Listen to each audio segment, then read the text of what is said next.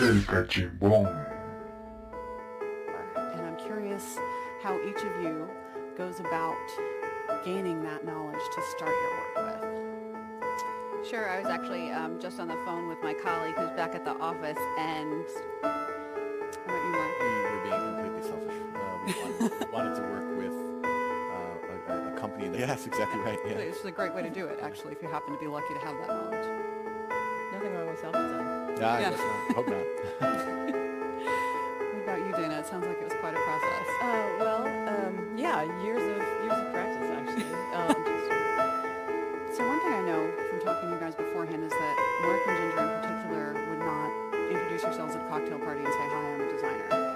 And yet here you are, doing wonderful work redesigning some of the important interactions that citizens have with government. I wonder if you would have some advice for other people who might be in the audience who would not consider themselves designers who want to take on something like this. How do you approach the design process? Dana, I was really intrigued in your story by the idea that best practice is something that can pick us up. Of course, best practice is something that is important in government and often even comes up in RFP. We're looking for people who follow best practice. I'd love to hear a little bit more, and I think both of your stories also resonate with this idea that we need to think outside of what might be current best practice. Best practice was actually an awesome place to start. So I have a comment and a question from Twitter. Comment being that you all rock. you all rock. Yeah.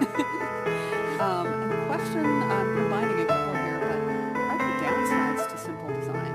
Do we miss things when we make things too simple?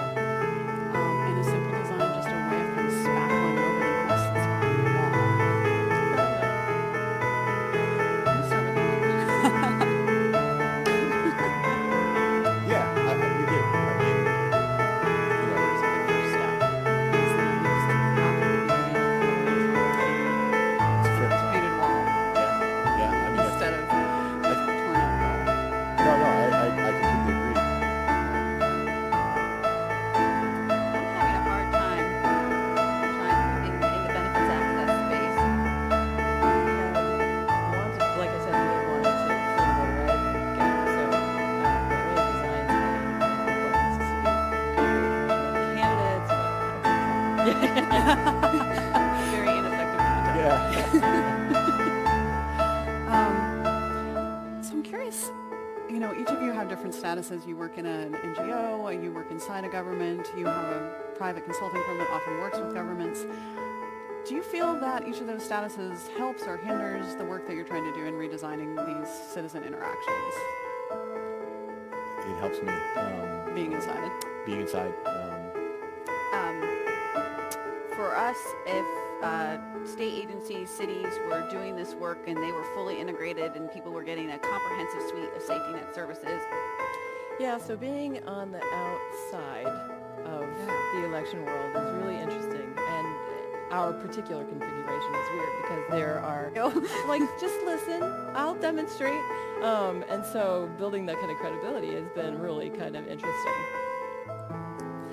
I have one more question from the audience, which I think is a great one. You guys have good stories or examples that you can share about bringing citizens into the civic design process?